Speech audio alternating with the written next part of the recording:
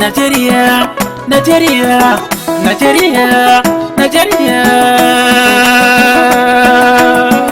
Gangariyar uwa. Najeriya ƙasa ta abar alfahar uwa. Najeriya ƙasa ta abar alfahar uwa. Najeriya ƙasa ta abar alfahar uwa.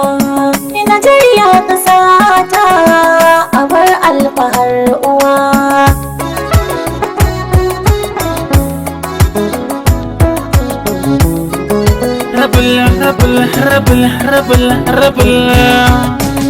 رب العالمين كيف يعني قجوة ربي وسلاتي قشو قبل مكوة زمن لابيا نجيريا يا زمي عيساموا حدن كي أمبوا وكالة أمبوا شاقوا مسلمي كراستانا مدينة كوشة ينقوا إنت إذا مسوجونا كسر مزاك يغزونا الكوري يا زمي إذنا كل ما قال كونا تجوا كسر مسيك زمسو يا وات زمنا كربوها Najeriya ƙasa ta abar alfahar uwa.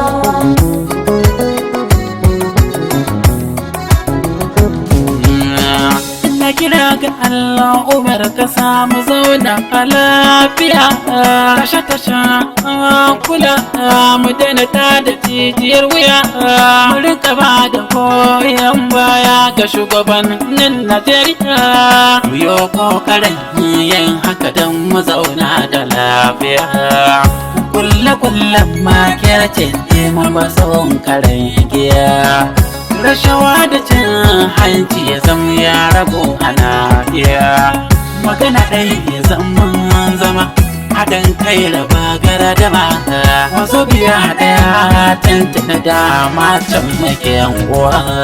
Najeriya ƙasa ta abar alfahar uwa.